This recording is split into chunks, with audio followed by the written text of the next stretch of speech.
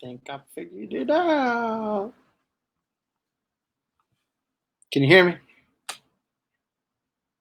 I can't hear you.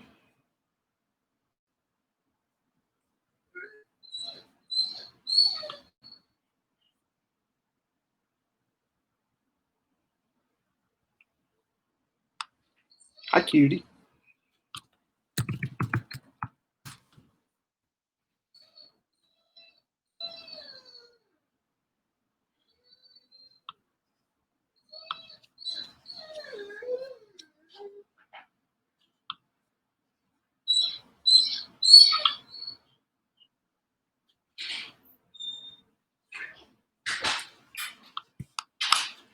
Hi, cutie.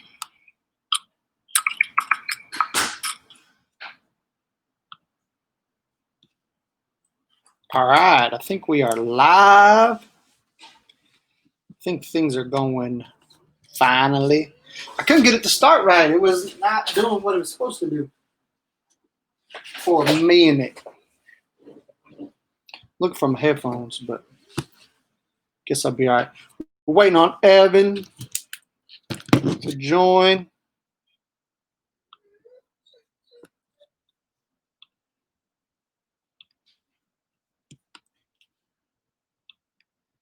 I still can't hear you.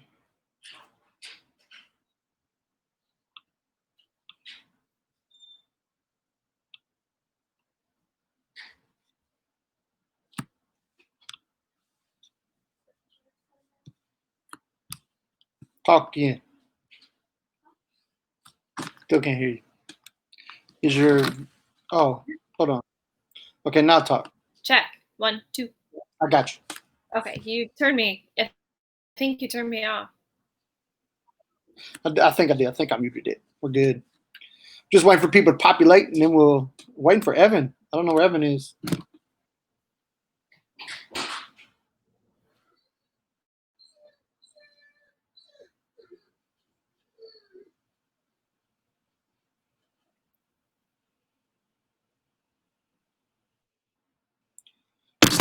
It's crazy doing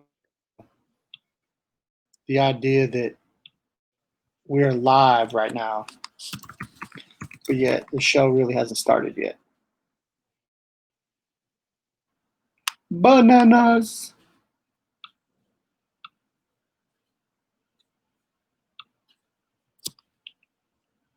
We are live. It looks good. It's crazy doing. All right.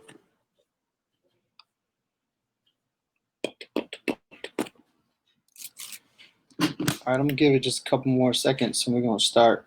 I guess Evan's not going to join us. Is he not?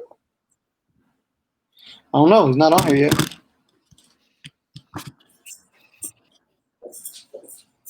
So He replied earlier.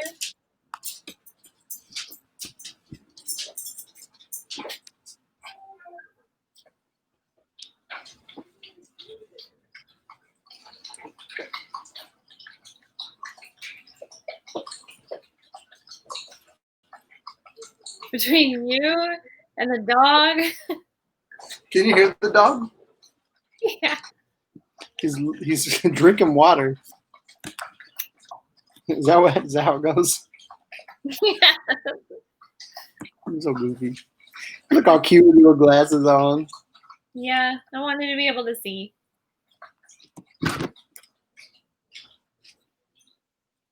All right. Well, if Evan shows up, I guess.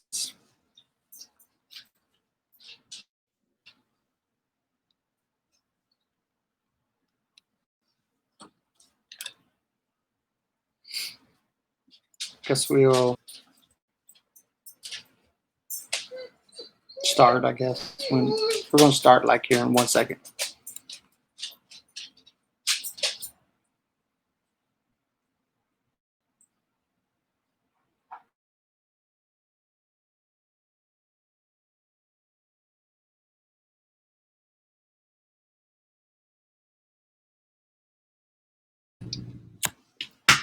Me and you got to go. Come on. Come on. You gotta go in there. Come on. Come on. Okay.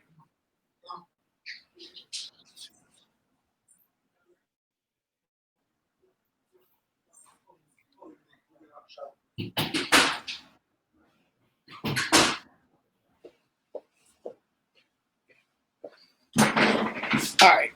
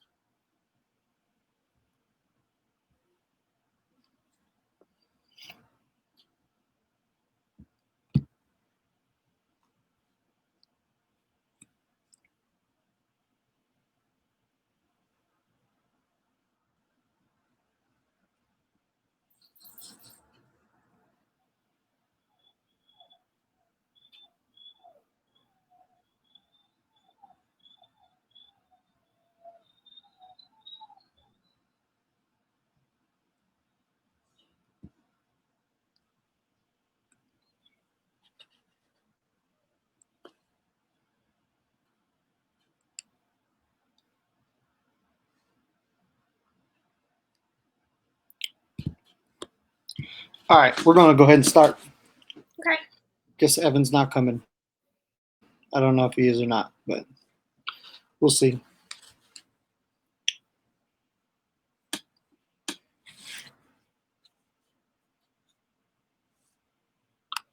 Oh.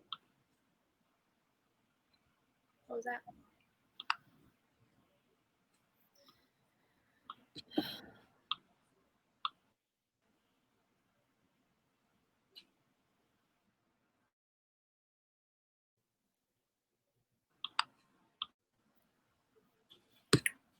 All right.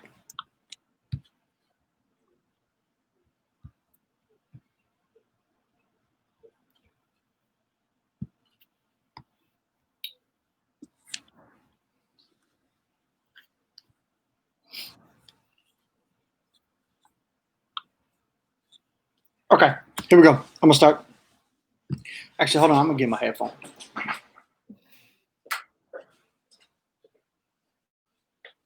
Although I don't know where they are. It's fun.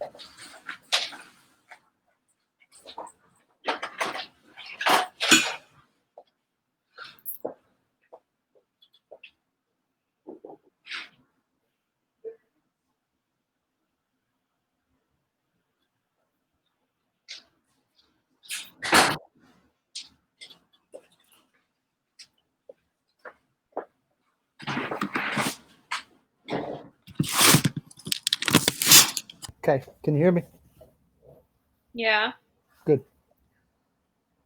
All right, here we go. Going to start. All right. Hello, welcome to Pursuit Podcast. My name is Pastor Mike Hofer, and today I am joined by Kristen Hofer. my lovely wife, Kristen, is with us. Our other two guys, Noah Barfield is needing to take the summer off. He is investing in the lives of his interns. He has 6 interns this summer, which is really cool. Wow. Yeah, that's a lot, especially for him. This is his first full-time ministry position, and so for him to have to develop and lead 6 new interns, it's a lot for him. And I have all the confidence in the world that Noah will make that happen and be really good at it. But because of that, he couldn't join us on Tuesday nights anymore. He'll have to wait until after the end of the summer, which is fine. He'll come back and get with us. Evan Amone, I don't know where he is. He's MIA today. Not sure where he's at. But to be honest and to be fair with Evan, he has a lot of new life stuff going on too. New job, just got married. Yeah. He's got a lot of new life stuff going on. So I bet he'll probably join us at some point tonight. He's not with us right now. Are you doing that? I did. That was me. Ooh. I'm sure he'll join us eventually. So if he does, I'll enter him into the show.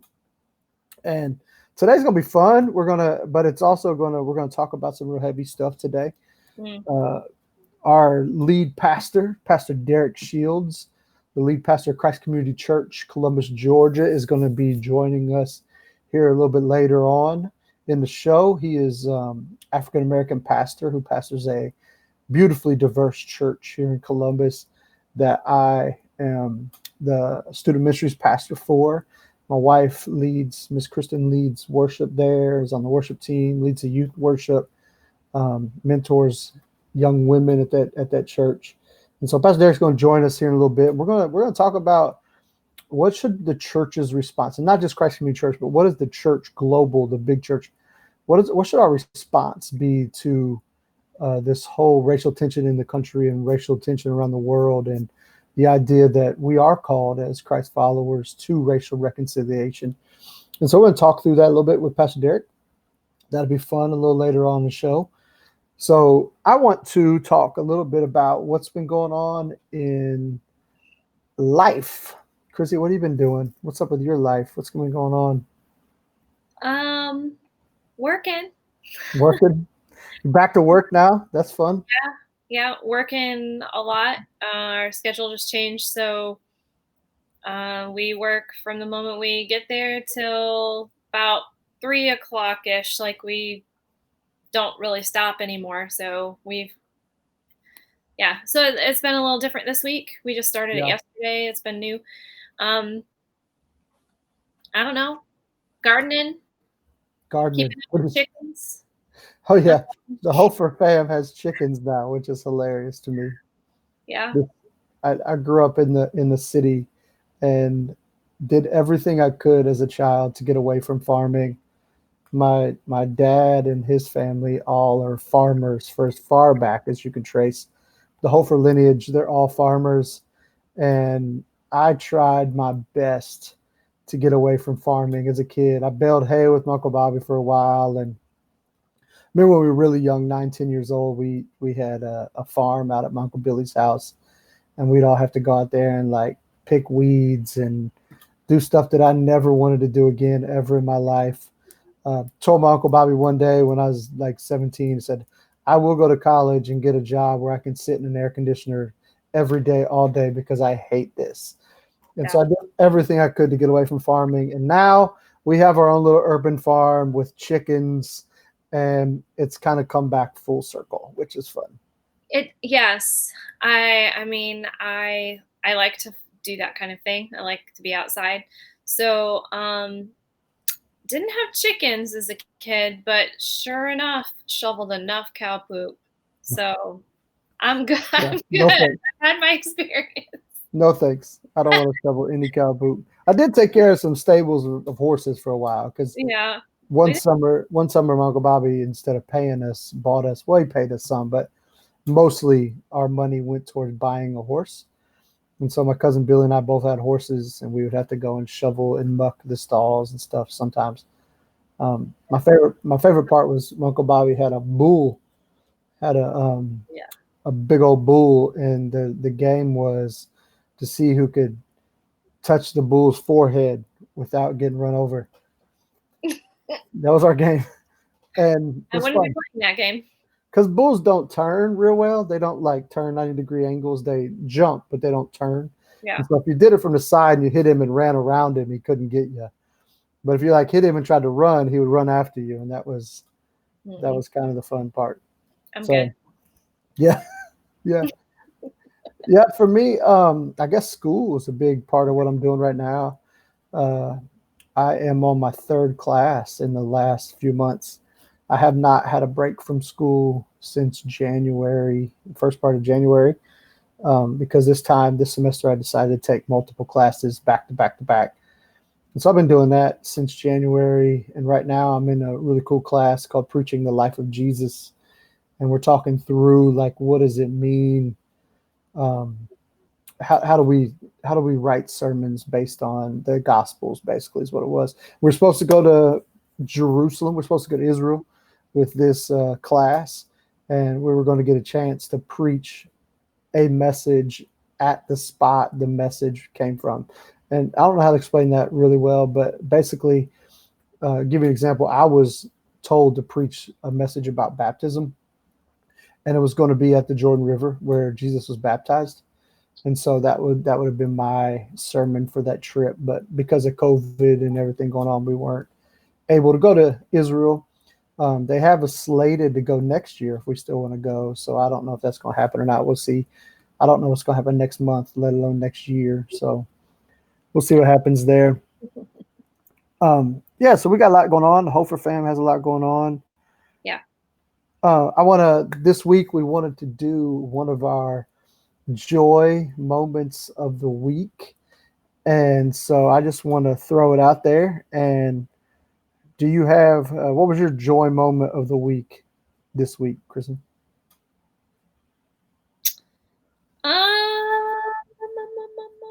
Probably, I think Sunday morning. That's what first comes to my mind. Being able to go. I know this was our second week back in the sanctuary of our church, and it was really good. It was just really good to be there. Yeah. And I felt like Pastor Derek's message was amazing. It was really, really good, and I got a lot from it. So I'm gonna say that. Yeah, going back to church was definitely a big one. Our church, Christ Community Church, had I guess it would have been was that our first service? Second service. Yeah. Since COVID-19 and the stay-at-home order. We had our second service this past week, and we had 150 people there, which is not a lot for our church. But as far as like going back since COVID has started, I thought that was a pretty good number. Our second week back, we're in this 3-phase back to church reentry program right now, and we just hit phase 2 last Sunday. And so I think it was good. It was healthy. Got to see a lot more new other faces that I haven't seen in a while, which was fun, which was good. So yeah, I would second that motion that was definitely a good joy moment. Yeah. Of the week. A couple other things that I've just really enjoyed seeing this week. And first of all, I want to say, I think John Krasinski owes us some money. Why? He started his show. Oh, that what's that called? Some Good News, SGN. Yeah, I haven't watched it. And we've been kind of doing that for 2 years now. We started our joy moment of the week, and it was kind of the good news, some good news before some good news was a thing. And so I think he owes us some royalties, because I think I just read that he actually just sold that brand to some corporation, and really? they're going to actually start producing a show, like a weekly show titled Some Good News. And it's going to be the same format. They're going to talk about good things that have been happening throughout the world, and it's still going to be kind of a cool show. And I don't know if he's going to be attached or not. Like, is he going to host it? But I like him. He did sell his brand to some corporation, which that's Jack Ryan. Cool. That is Jack Ryan. You're right. And so for me, I guess our interns started, and just getting to hang out with Noah and seeing Tim, our son, be an intern is very interesting for me. That's an interesting dynamic. Yeah, you get to see it. I don't really get to see it. Yeah, it's very cool to watch him do his thing. Like today at our staff meeting, and this is my joy moment of the week. We all drew names out of like a bowl, and there's 20 something of us in there with the 10 interns. Oh, there's probably 30, close to 30 people in our staff meeting right now, because we have, I think, 18 on staff right now, and there are 10 interns. And so all of us are in the sanctuary together, and we all had to draw a name out of a bowl. And then you have to get up at the microphone, and you have to say something good about this person. Like, what do you think about when you think about this person? And it's based off of basically like all of Paul's letters. He starts out, or he talks about, when I think about you, I pray for, and this brings to my mind. And so we read those scriptures, and then we shared something about each person. And it was really cool to see, like, just the idea that saying something good about people is always a good idea. And so we all got to say something about somebody, and it was cool because some people started out like narrative preaching style where they just started telling a story, and then so you had to kind of figure out who it was by the end. And then some people just went up there and went, "Oh, I have this person," and then told about it, which was also cool. But for me, Pam Bone had me, and she starts talking about me, and then she said, "And this person cooks," and everybody was like, Mike. "Yeah, that's Pastor Mike." And so it was kind of cool. And then Tim actually went last, which Whoa. is not shocking to people if you know Tim, because he doesn't like to get up in front of people and talk. But he went last, and he actually had his best friend's name, and his best friend is Noah Owens, who we had on the show last week, our intern, my intern. And Tim gets up and he says, "I have Noah Owens." And he said, "Noah's a very fun person to be around. He just brings so much joy into my life." And then he said, "I have one Noah story." And I go, "Uh-oh." Because with those boys, you never know what they're going to talk about.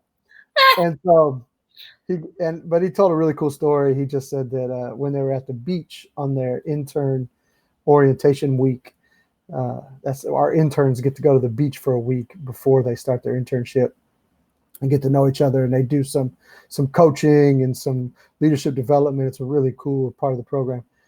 And he said when they were at the beach, the waves were really big. And he said one time Noah was standing in the waves, and him and Noah were standing in the waves. And Noah just goes, here it comes this big Tim said 8 or 9 foot wave, and I don't know if that's true or not, but he said this 8 or 9 foot wave just rushes over Noah, and he stands firm, and he just goes, "Oh yeah." And he said that to me is an example of the fact that Noah is ready for life to rush over him and just embrace what life has to offer. And I thought that was really cool to hear Tim kind of put that little story together and kind of have a point to it. And so that happened. That was my joy moment of the week, just seeing that happen and watch that go on. And so we to be able to see those things is always fun. Yeah. So I love the fact that I get to see those things happen in our son's life and share them with you and the world on our live show. Yeah, because you know what? If I asked him, he never would have told me that story. No. He'd say it was good. It was good. Yeah, it's fun. Yeah. It was cool. I did ask him actually, and I got nothing of the sort. So I'm sure. Yeah. Well, one thing we'll talk about in this show, like I said, Pastor Derek's going to join us in a few minutes, and the whole theme of today is this idea of humility. And the reason why I brought up humility is we're in this season of racial tension with the murder of George Floyd and Aubrey and what happened there, where the guys from Georgia chased him down and hit him with their truck apparently, and also killed him, hunted him like he was an animal, and other things that's happened throughout the last few years. And it just seems like we continue to have this happen, and it's kind of at a boiling point now. We're in about a week long of protests, and we're going to be a part of one this Saturday. We're going to go down in the downtown area of Columbus, here in Columbus, Georgia, and do a peaceful march. We're going to march around downtown, across the bridge, over to Alabama a little bit, and then come back around downtown. And it's going to be a peaceful protest and just kind of get our voice heard that we believe that there needs to be some reform in the justice system. There needs to be some reform in the policing of America, and especially as it appears and pertains to the African American community, that they need to be treated as equals. And right now, I don't think they are. And so with all of that happening, I see all the time on like Facebook, social media, whatever, that the lack of humility in a lot of people, and I'm going to speak mainly to my white friends, my Anglo friends, um, the lack of humility that's shown in a lot of us, and a lot of them are people that call themselves Christ followers, Mm. when dealing with this matter is what is worrisome to me the most. Mm. And to me, it's never more apparent. The lack of humility to me is never more apparent when somebody gets online and they say all lives matter. Mm. To me, that shows no concern with humility at all, Yeah. because it takes the focus off of this one people group who has been disenfranchised and oppressed and stolen from their country all those many years ago, and it puts it on me. I Right. said, "Oh, Black Lives Matter. Oh, Black Lives Matter, but all lives matter." That Mm. takes that the lack of humility in that statement to me is basically a slap in the face, Mhm.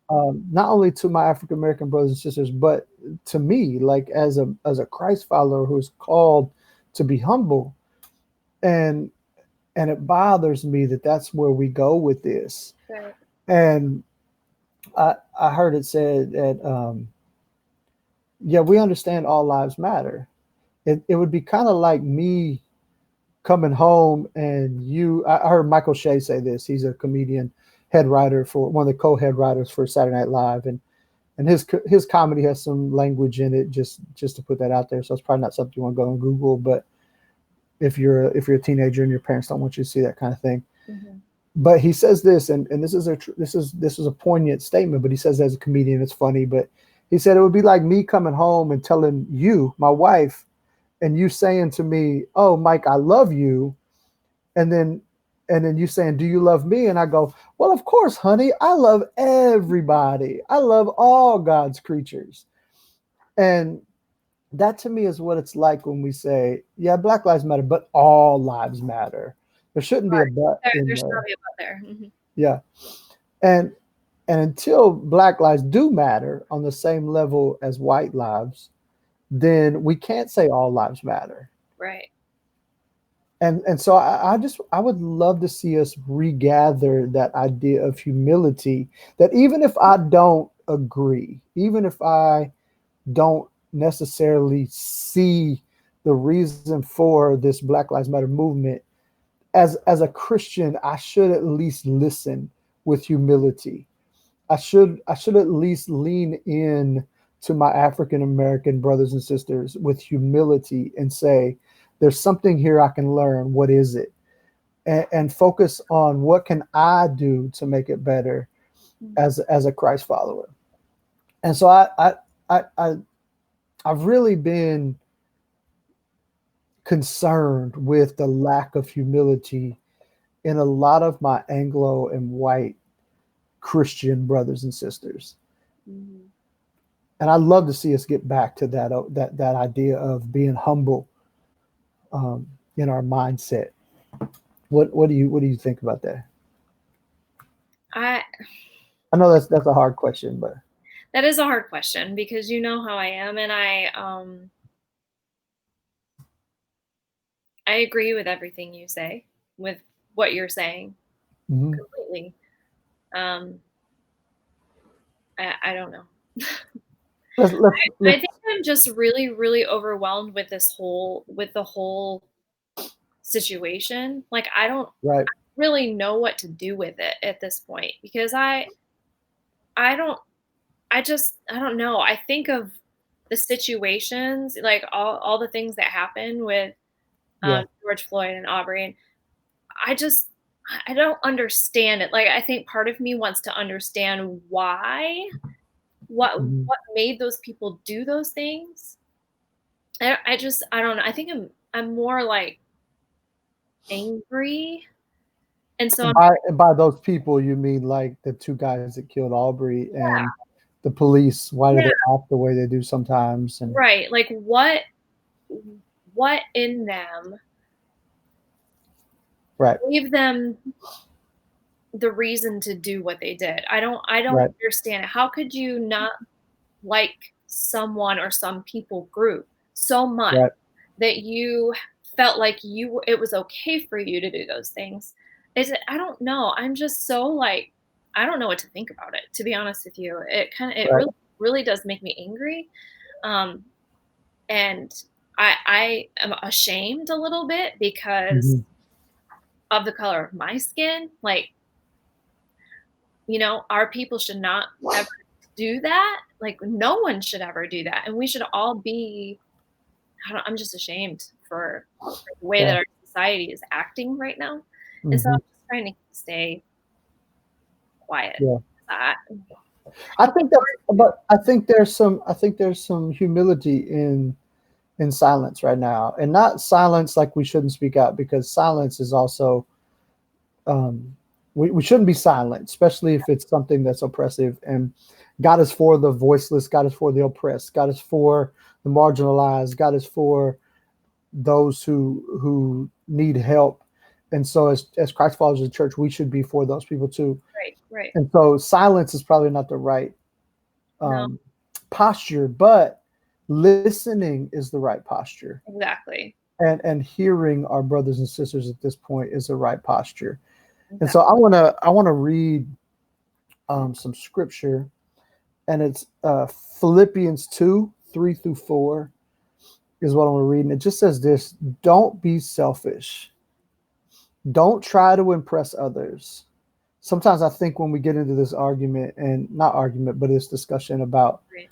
race, we oh my gosh, I've seen so many people take so many things out of context Oh, and, sure. and put them out there. And I don't know what it is about Christ followers sometimes that we want to be right Mhm. so much. We want to be gatekeepers, and we want to be right, and we want to prove our point. Yeah. When nowhere in the Gospels do I see that. Like, nowhere in Jesus's life do I see him wanting to be right. I Right. see him wanting to be righteous. That's different. And so, to me, it's well, a pastor one day, a Methodist pastor, said to me, he said, "Would you rather be right or righteous?" And Mm. that has always stuck with me. And I don't get it right all the time. A lot of times I want to be right. Um, and you don't need to say amen on that. But my wife knows that sometimes I have an issue with wanting to be right all the time. But Uh, I'm right a lot. It's weird how right I am all the time. Well, the part of the problem with that is that you think that you're always right a lot. So, you know, The shoe fits. of course you would be right a lot. If the shoe fits. No. But I do think sometimes as Christ followers, we want to be right so much when we're really called to be righteous. And I think sometimes we get truth confused with hubris, like trying to be like, there's okay with talking about truth, but when we start to be hubris about the truth, when we start to put ourselves over the truth, Is that is what when I think we have a, yeah, hubris. Yeah, yeah. I think that's where we run into issues. But Paul says, um, here in Philippians, don't be selfish. Don't try to impress others. Be humble, Mhm. thinking of others as better than yourselves. And see, that's why I think we have this issue with the all lives matter statement, is Yeah. that we're thinking, well, if your life matters, then my life matters. And we want to throw this statement out there. And it's not a false statement. Of course, all lives matter. We know that. Right. But in this time in history, like right now, we need our African American brothers and sisters to know that we are for them because God is for them. Right. And so that's why we say Black Lives Rather Matter. selfish. I Yeah, it's mean, very selfish. we're already selfish as it is, and now you make it about yourself all over again. So Right, it, that's what I mean by being ashamed. Like I don't know. right. And so then Paul goes on and says, don't look out only for your own interests, but take an interest in others too. Mhm. And so there's this idea of just being humble that I think a lot, we would do a lot of good to the culture right now as a church, as a Christ following movement, to get back to being humble Yeah. and not trying to be right all the time, but being righteous, and to pray for humility and a chance to just listen. because listening does take humility. Listening, even when you think you have the answer, even when you're like, oh, I know what to tell this person, but listening, it takes humility. And so I would love to see us get back to that idea of being humble Christ followers, and putting other people above ourselves, instead of just thinking we're always got to be right. Like we got to be the one who's right all the time. And so, yeah, that was kind of our topic for today, is this idea of being humble and being people of humility. It's hard. Yeah, it is tough. It is tough. And I'm going to pray for that. Today's world, it's just hard because we're taught, when you go into a job interview, you're supposed to like put yourself out there and talk about yourself and, pump yourself up and all that. And so being humble is completely, well, you can do that and be humble at the same time, but it's so pushed on you to be confident that I think that it's gone way, way over the top. Yeah, for sure.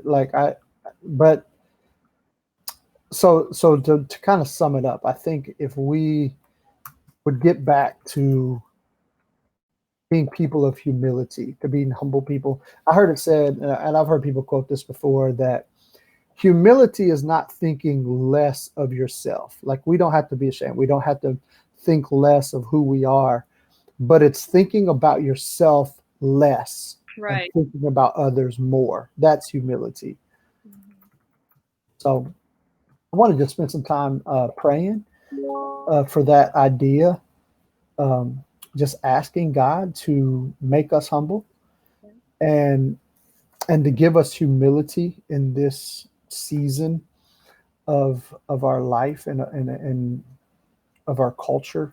And then we're going to take just like a 1 minute break, and then we'll be bringing Pastor Derek Shields into the show here in just a few minutes. And we have some questions to ask Pastor Derek, and I want to glean from his wisdom tonight. And so let's pray, and then we'll take a 1 minute break, and then we'll come back.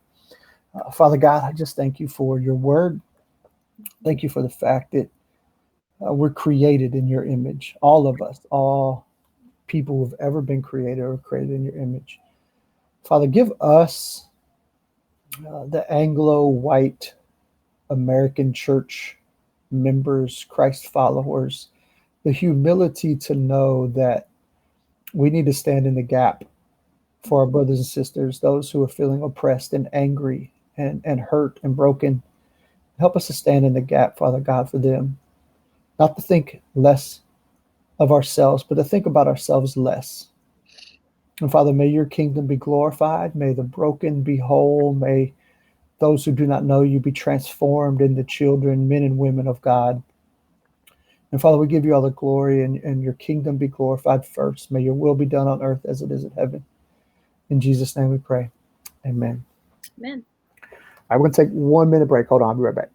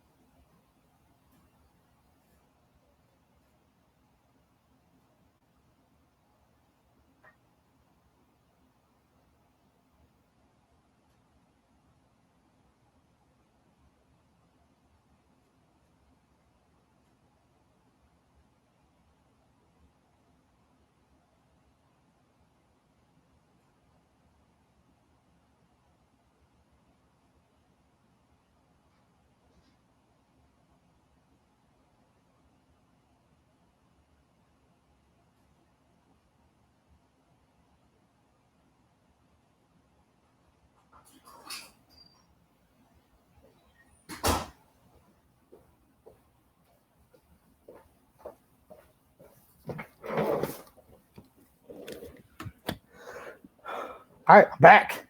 We're back. Pursuit Table Talk. So good at slamming doors. I know it sounds so loud. I know. I see Pastor Derek is here with us. I don't see his face, but I'm going to try to bring him in. I'm gonna try to bring him in and see what happens, and then if we have to fix it, we can do that as well. Okay. Let's see what happens here. Pastor Derek, can you hear us? I can. You can, yeah. I can't. We can't see you. I don't know if your You camera. can't see me? Uh-uh. Uh, So somehow your camera is off. ooh. Ooh.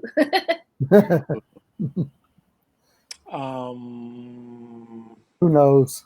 You want me to try to come back in? Yeah, if you want to sign out and then come back in and see if that works.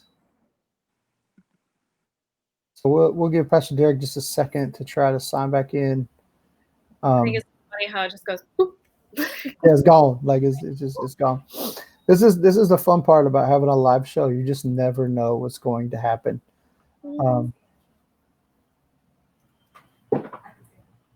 You can see him? That's funny. Jennifer's watching the show and she said she could see him. Oh, there he is. I can see him now. Oh, that's so weird. I know it is weird. It's I couldn't see him. There he is, Pastor Derek. Okay. No. Welcome, Pastor Derek, to the show. It's funny.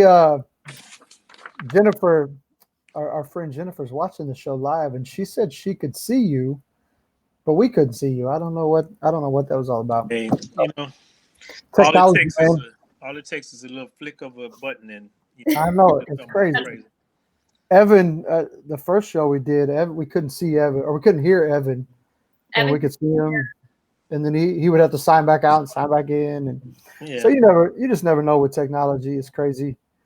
So Pastor Derek, we thank you for coming on the show tonight, and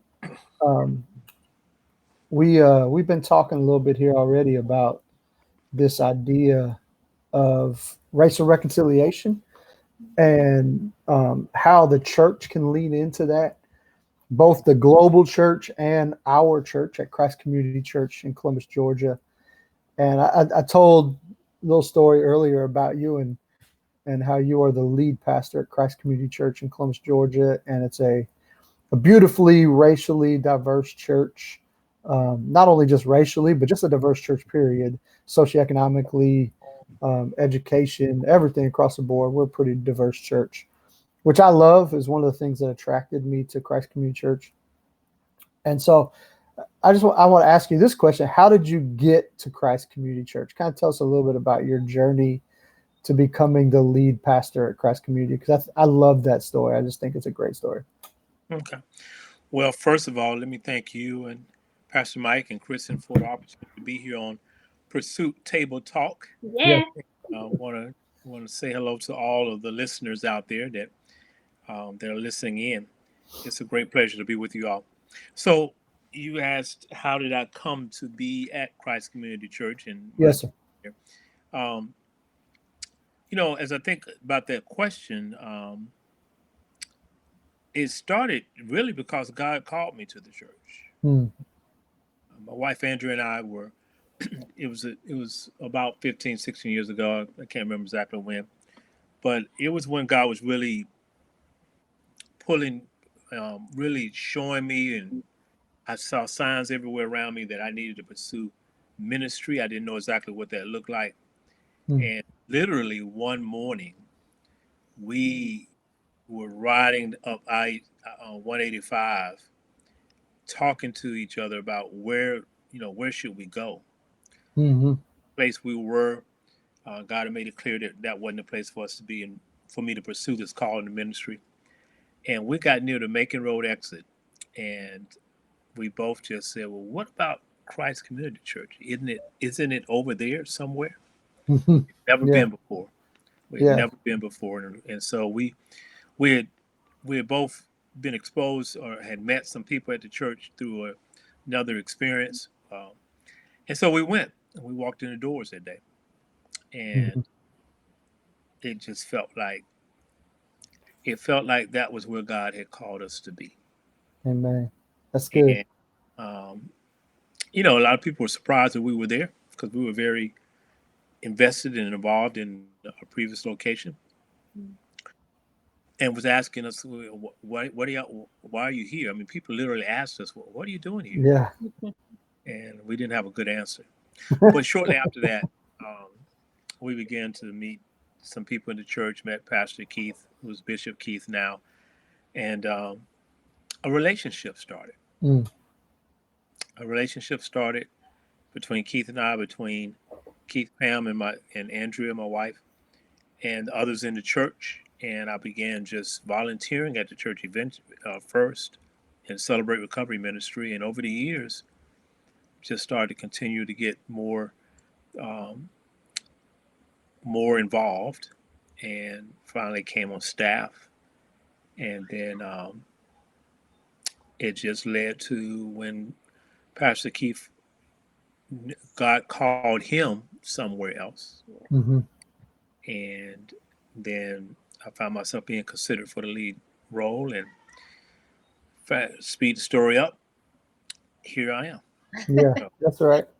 I love that part of your story where, I mean, you were just a volunteer in the pews, as they say.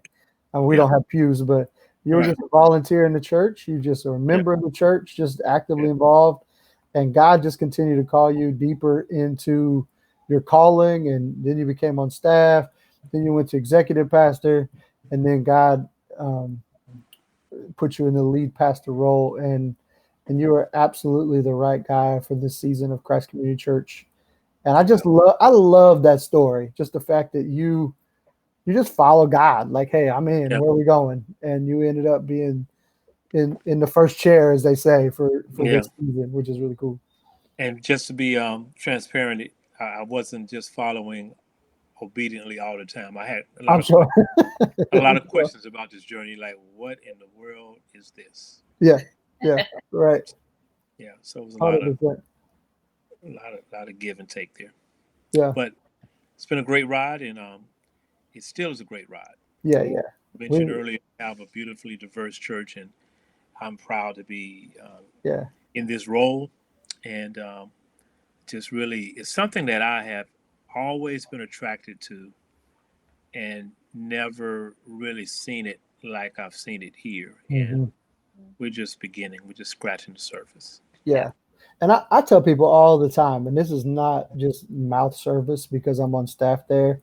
I tell people all the time, we're not a perfect church, but we are the kind of church everybody says they want to be. Like, and by that I mean transparent and authentic, and we really lean into trying to be racially diverse and reflect our community. Right. And all of those things are reflected in our staff. They're reflected in the people that sit in the seats every Sunday morning. They're reflecting our leadership and all that stuff, man. It's not just lip service at Christ Community. It's the real deal. I mean, you guys preach it and talk it. Well, us now, I'm part of it, but absolutely. And I love that about our church. Yeah. So we want to ask you a few questions tonight on the show. The theme for the show tonight is just humility in the face of adversity, basically. And so we wanted to talk about this idea of racial reconciliation.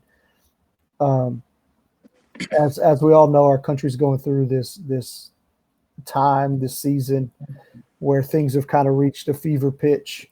The African American community, more than any other, has just kind of gotten to this point where over the years they've been oppressed and taken advantage of and hurt, and even to the point of being killed in the streets. And it's time for a change. I mean, it's past time for a change.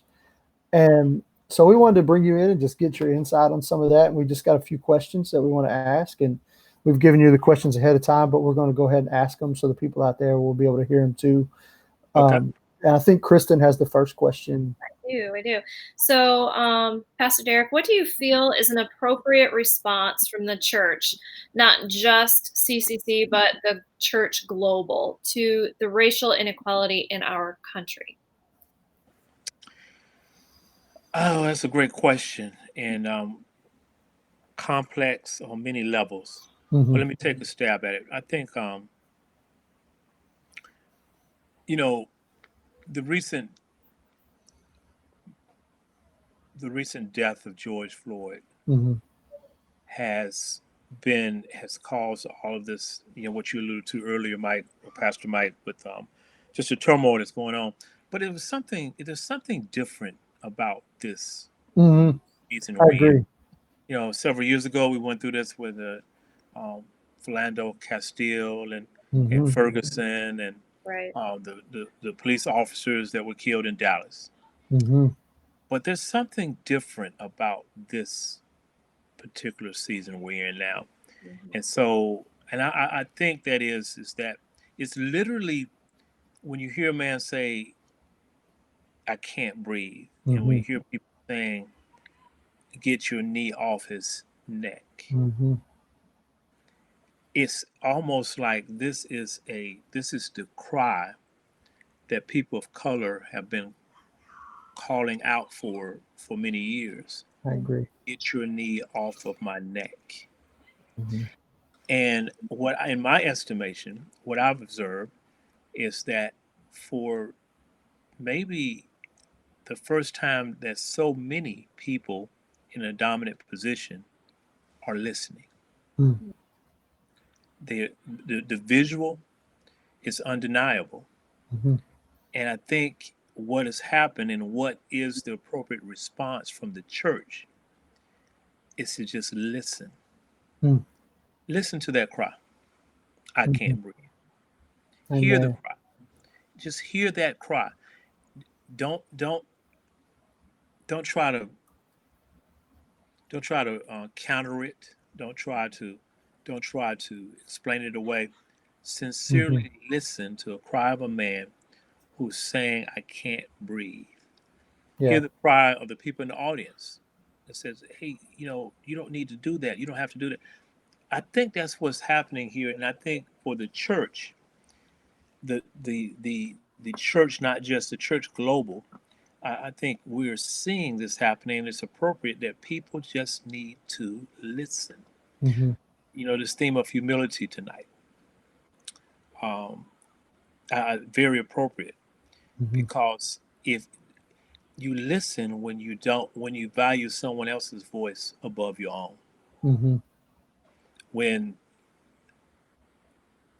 we have been a country of people who pride ourselves on being able to have an opinion, Hmm. figure it out, Mhm. explain it away. That's and humility says I'm just going to be quiet and I'm going to listen and learn. Hmm. So I think the church, I think that's a posture that that's appropriate for the church to respond is to listen and learn. Hmm. That's And good.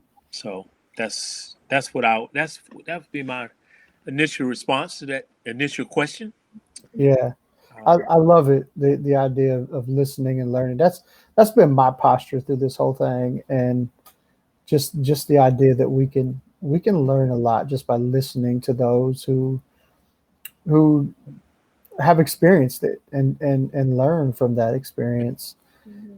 And so, and I would agree with you 100%. I think this is different. Like what's happening right now is totally different. I can't quite put my finger on it, but I really believe that real change is going to come out of this season, and I hope it comes um, to those who feel like they haven't had a voice for so long. yeah. So I agree with that. The second question for us is, what do you feel is the call for Christ Community Church in this area of racial reconciliation? Yeah. One of the things I love about our leadership is we do respond as a church to these vital areas, and so I just wanted to ask that question. Yeah. Um, yeah. Very good point. That's one thing that I have loved about our church when I was in a volunteer role as well as I was in various roles of leadership in the church. One thing that we consistently did was that we led in the area of racial reconciliation by Hmm. not dodging the issue, Yep. by bringing things to the light, by having the will, enough willpower or enough conviction to, I alluded to Philando Castile and Hmm. Ferguson and all that. When that happened several years ago, we took a position. We, myself, my wife, um, Pastor Keith at the time and his wife Pam, we came to the front of the sanctuary. We altered, we changed the service that Sunday to address this, to call our church to prayer. And that wasn't, I wasn't a lead pastor then. So, I was executive pastor. I could kind of do that and go back to my role behind the scenes. And that taught me something, because our lead pastor at the time, Pastor Keith, had the courage enough to address this. And it's not always a popular thing to do. Right. We're a diverse church, but we have various backgrounds and various interests and leanings towards certain beliefs. So anytime you do something like that, you run the risk of offending some. But if you're going to be a diverse church and you're going to be for all people that are in your congregation, you have to take these kind of stands. And you have to make sure like when we did that, we prayed for not only the victims that had the African-American victims, but we prayed for the families of the police officers. You have to do both. That's right. You can't be one-sided with this. So I would say we have to continue, Christ community, we need to continue to do this, to take the lead in addressing things. And I'll be quite honest, as an African-American pastor, I'm very cautious. I'm aware. I'm aware that some people may feel like I'm using my position for an agenda. So yes. That's been something that I've been very aware of, even as I was being considered. And once I was named, that's something I've always thought about, and now it's here. And so now, how much do I speak into this without people thinking that I'm just trying to bring one side of the conversation? But again, you run the risk of offending people. And if you know that God has called you to something, and you do it in a way that is not overbearing and not dismissive of others, you just have to follow your conviction. So continue to lead. That's one thing. And then I think Christ Community Church now, we've enjoyed this diversity in our body for a number of years now. But I believe that now we must now become an example for other churches. And help other churches by not only just doing doing our services in the four walls of our church, but when opportunity presents itself, be a visible presence outside of our church. So right. I hope that answers that question for you. Yeah, that's good, Pastor Derek. I love it. And I know I come from a sports background, played sports my whole life, multiple sports. And one of the things I've always known about coaches is that you can tell how good a coach is by the way his players speak about him or her. And I would just go on record to say that your team is behind you. Like we don't ever feel, and I'll speak mainly for myself, but I've talked to other people on our staff. We don't feel like you are using any agenda but the word and honesty and integrity to stand behind this issue. And so I just want to go on record and say we are behind you and for you, because you're leading with the heart of God and not just the heart of Pastor Derek. Well, so, yes, sir. And the final question we had was, what do you feel is something tangible that we as individuals can do to listen and to hear our African American brothers and sisters? So we kind of started at global church level. Then we said, here's what we can do as a church body. But what as individuals, what should we be doing right now? Yeah, I'm gonna give you something to do, and then I'm gonna suggest something that maybe you should not do. Okay, is that all right? Yeah, I like it. Yeah. Okay. Let me start with what you should not do. Okay. This is my suggestion. Don't fight your battles on social media. Bingo. I got off of Facebook for a while, for a season, especially when I first took over as lead pastor, Lord just led me to you need to put that down. You need to leave that alone. So I I went off. I couldn't just not go to it. I had to just take it off my phone, take it off my computer. Facebook went out, Instagram went out, Twitter went out, and it was a long season for that. And I recently got back on 2 of the 3. I did not get back on Twitter. But the reason I say that is that there's such potential for comments to be misunderstood and for a lot of passive aggressive behavior to take place on the internet, which does not lead to any type of reconciliation at all. Right. So I do, I post some now and I'll comment from here to there and I read some of the comments, but I find myself having to say, stop, don't reply to that. Because a couple of things happen. One is usually you start a conversation that goes south real quick and with no quick way to come to an understanding. 2, you can be labeled unintentionally by what you post, and you're sending a message to people that maybe not what you intended, but it's what they take from it, and it doesn't get us. It doesn't move the ball down the field. It just keeps us stuck. Right. One place. Okay. So that's something I would suggest that we avoid. Don't do. Now I'm not saying don't post. I'm not saying don't look at Facebook, but just if there's any frustration in you, if there's any anger in you, is there any like how dare could they say that in you? That's a sign that you probably don't need to hit send. Right. Okay. That's a good word. That's what I said. So that's what I was, that's above the question you asked me, but I wanted to start there. So let me answer the part about what you can do. What should individuals be doing during this season?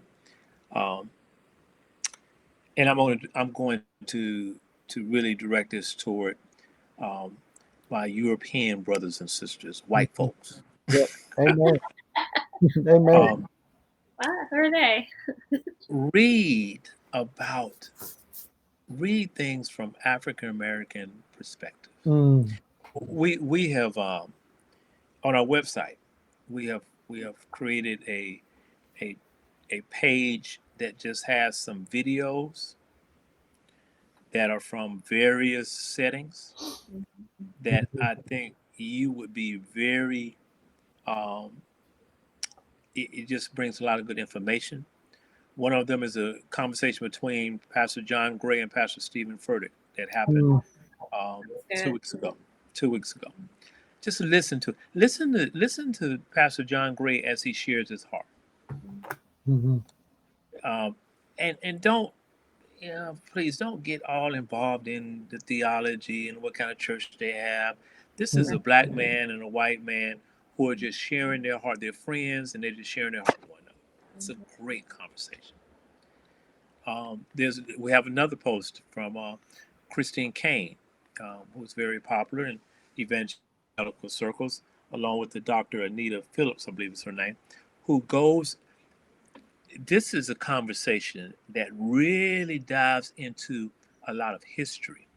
She goes into conversation about just what is race. What is race? What's the difference between race and ethnicity? And it's like we get a foundation in which we can now begin to observe and learn things that's going on right now. That was kind of a lengthy one, but I'm telling you, if you listen to that, I can almost assure you that you will learn some things that you didn't. I know because you don't find them in books. The conversation they were talking about, you're not going to find them in your usual books that you're going to buy. You're not going to find them in a magazine. You're not going to find them on a news channel. The conversation that they have, and they're from a biblical perspective. And the third thing that we have posted is from last Sunday night, a conversation between the bishops of the Free Methodist Church and 5 African American superintendents in our That was denomination, so good. which they get this. The superintendents did all the talking. Well, one of the bishops introduced everything, and they had a couple at the beginning, but the majority of this conversation are 5 African American superintendents who talks about their history, talks about what their struggle is, and talks from biblical perspective what should be our response.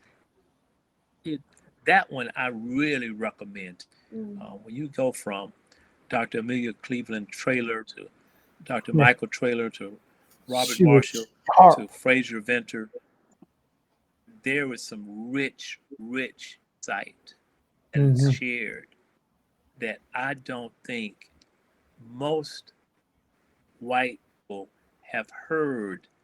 And this will be a way you can listen to it in silence without the other noises going around. And you can just listen to it. And I'm telling you, you will learn some things that will change, that will inform you and maybe help you get a perspective that you might not have had before. Yeah, that's good. So those are things that as individuals, people could do. Yeah. Of course, there's a lot of books and articles and everything out there, but for those that listen to Pursuit Table Talk, a lot of times we need to see conversations, see the people, and that's why I would just take time and just listen. And a good thing about that is you listening. You're not doing a lot of talking here. That's right. And I have one more thing to add to it. Go ahead.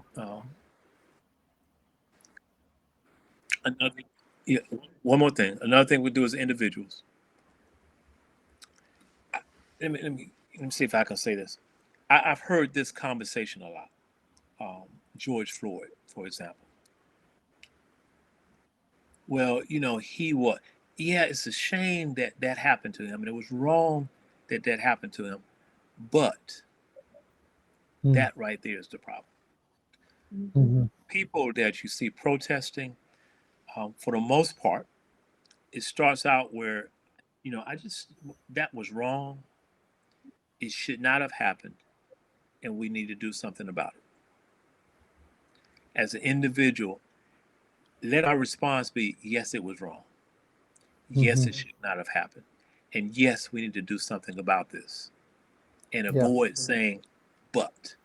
And the buts I've heard is, but he was not a nice man. But he had drugs in his system. But the what about black on black crime?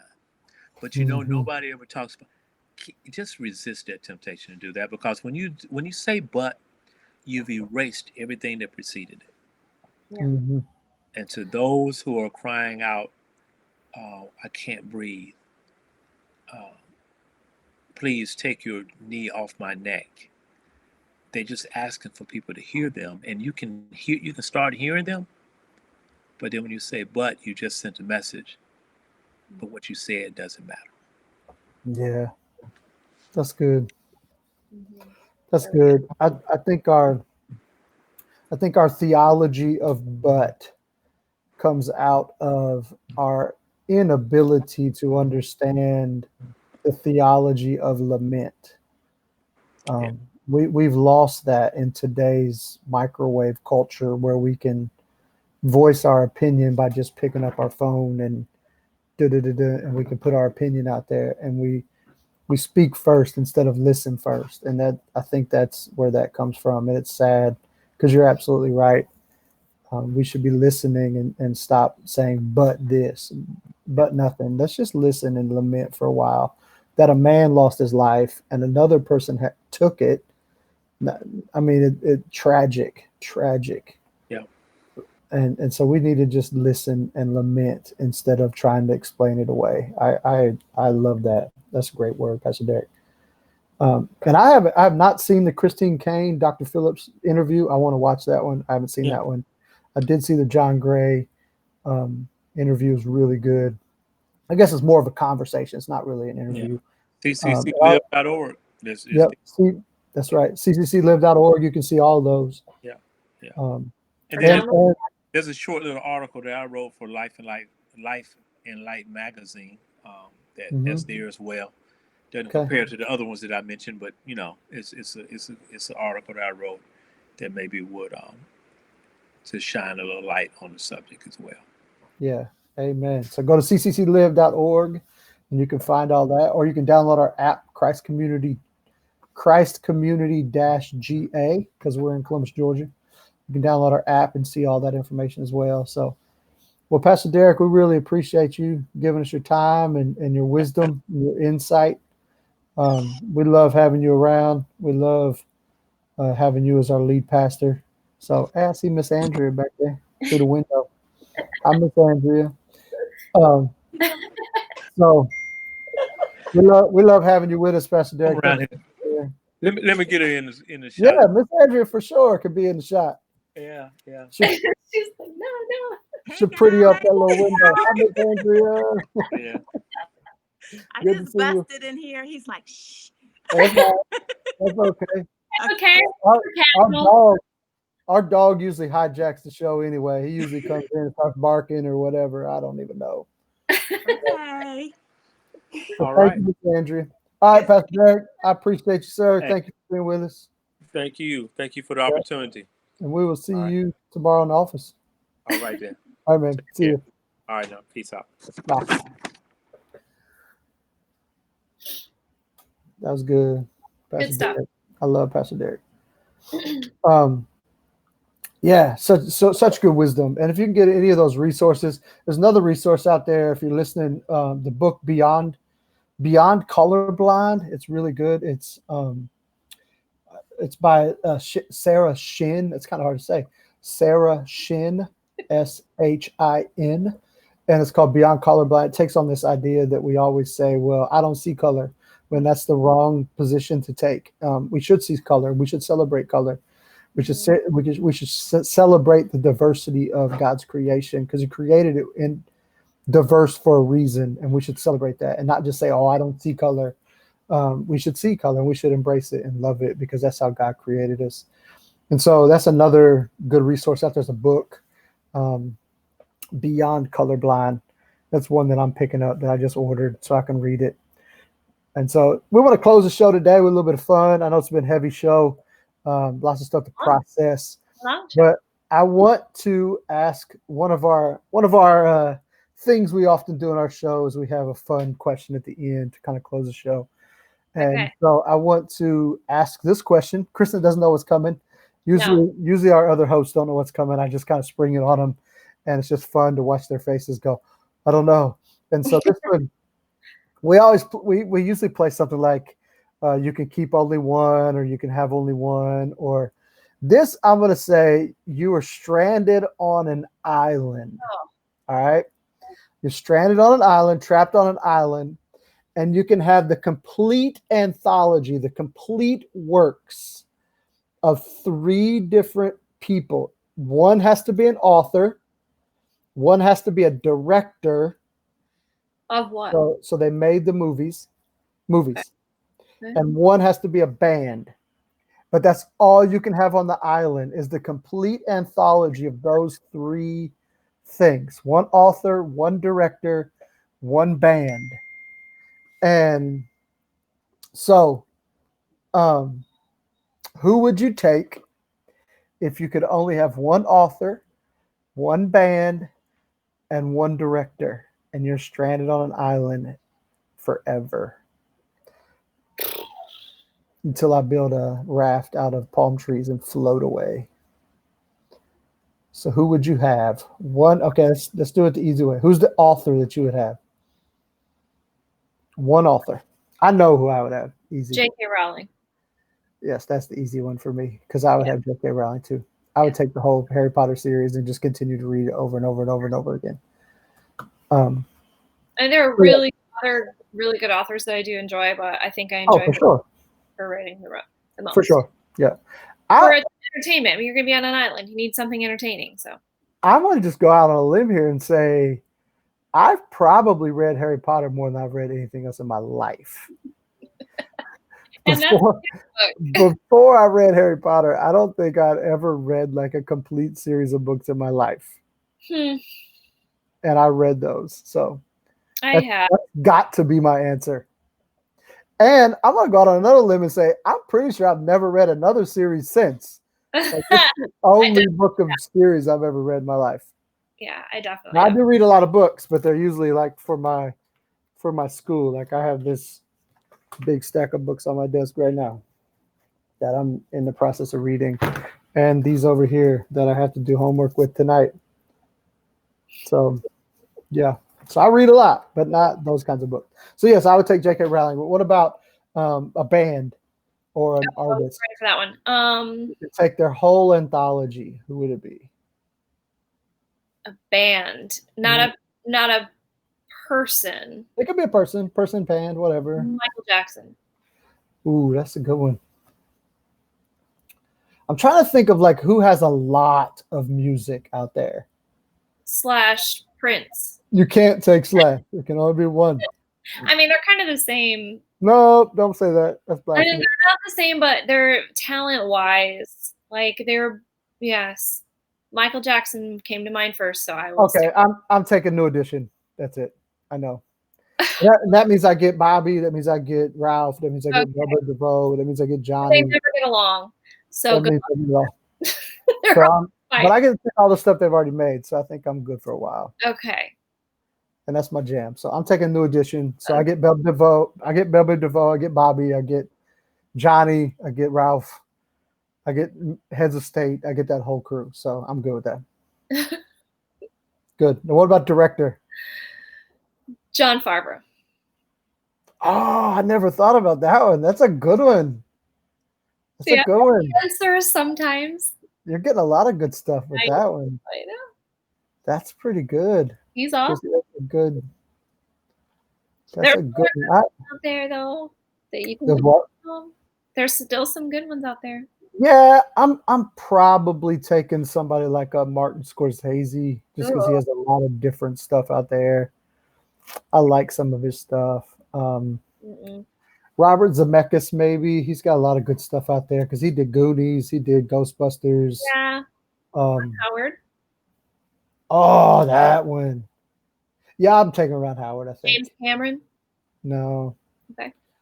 No, maybe it'd probably be in the Titanic, and I'd probably go Robert Zemeckis. I'm gonna say Robert Zemeckis. Robert Zemeckis. Yeah, boom. Okay. That's what I'm saying. He did Back to the Future. He did Ghostbusters, Goonies. If I'm right, I think he did those. Well, because with Jon Favreau, I not only get movies, but I get his cooking talent. Yeah, you don't get to take him with you. You just get to take his stuff. But he has a great cooking show. Oh my Lord, I know he does. I don't know if he directed those though, but I'll let you take them since you're cute. I think he did. He might have. He did. I think that was his thing. Yeah, maybe. All right. Well, that was it. That's Pursuit Table Talk today. I just want to end tonight by saying thank you to all the people who listen to our show. Yes. Because of all you guys across all the platforms. Pursuit Table Talk only has 47 episodes out.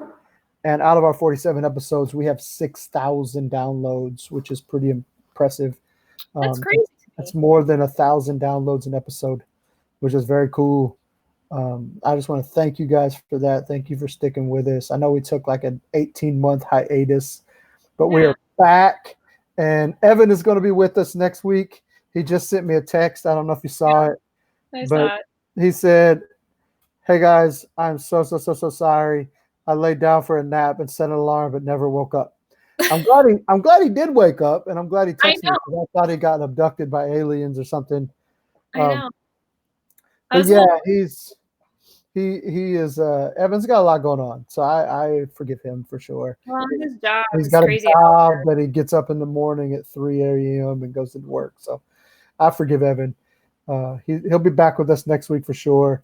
We'll probably have a special guest next week.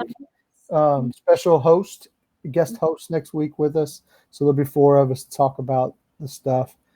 And so you won't just have to deal with the Hofers. And also next week, our guest on the show is going to be Pastor Nick Cash. Yeah. And we're going to talk about family ministry Pastor Nick just got his doctorate in family ministry, and he wrote a really cool dissertation on family discipleship and how that comes together. And so next week we're going to talk a lot about family discipleship. Pastor Nick will give us some real cool, he's very practical stuff he gives away. He's written a family devotional that he gives away that we'll talk about. He has a blog called Like Trees Planted. And so all that stuff we'll talk about next week. Pastor Nick will be our guest.